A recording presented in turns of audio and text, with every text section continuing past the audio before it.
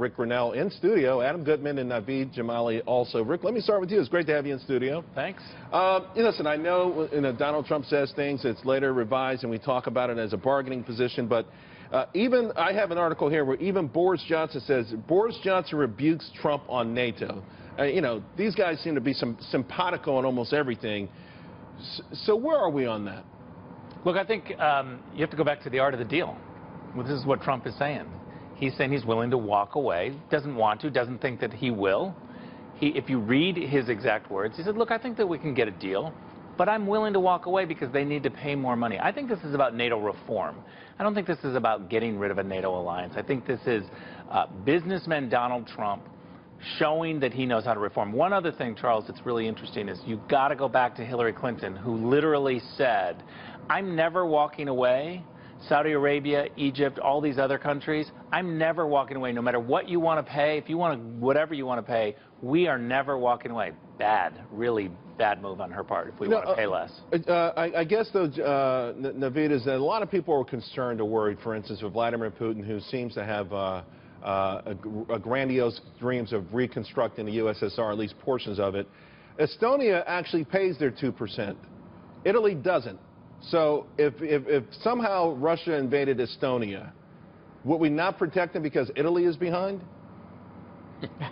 It's a crazy proposition. Look, I spent 4 years working against the Russians in New York for the FBI, and I can tell you, they're a major threat. I mean, we see ISIS trying to fill the void in a vacuum that has been created by the sort of collapse of the United States. Putin, and frankly, the Chinese and the Iranians see that too. And I got to tell you, if I'm Putin right now, I'm going to start trying to cut deals with some of these countries. I mean, look, they're going to look at this and say, hey, if Donald Trump comes to office, he may not honor his pledges. Maybe it's time to negotiate with Putin. This is all aces for Putin. It's a terrible thing for Donald Trump to be telegraphing that he may not honor not just NATO, but as well as CETO and other treaties. It's a terrible thing to telegraph. Well, here's the thing, though, Adam. Earlier to talk about NATO, perhaps some people saying it's an antiquated organization. It was designed to push back against a Cold War environment, and maybe they should not, in addition to getting the money thing straight and everyone putting in their quote fair share, they should also readjust their mission to focus more on terror.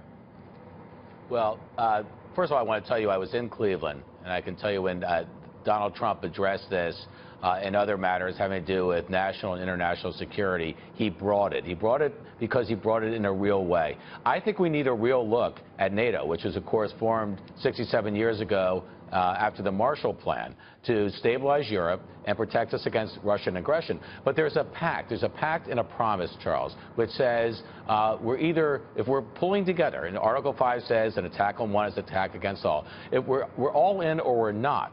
And only 5 of 28 members of NATO are meeting their financial obligations. So I think what Trump is doing, and I really agree with the first comments, what Trump is doing, and maybe in a negotiating style, is to say put up or shut up. And if you need further evidence of the need for us to pull together, united against terrorism and violence around the world, you can't think of a better example than what happened in Munich today. Let's do it, and let's do it now. Let me give you the last word, though, Rick. What if Italy can't put up? What if Greece can't put up? Italy's got $100 billion in bad debt. What if they can't put up? Look, I think what Trump was saying is that everybody's got to do more. We need U.S. leadership. We need more money from others. I think the concerns about not honoring the treaty are valid, but I think that's too early. The slippery slope, we're not there yet. This is a negotiation about money. Okay, guys, thanks a lot.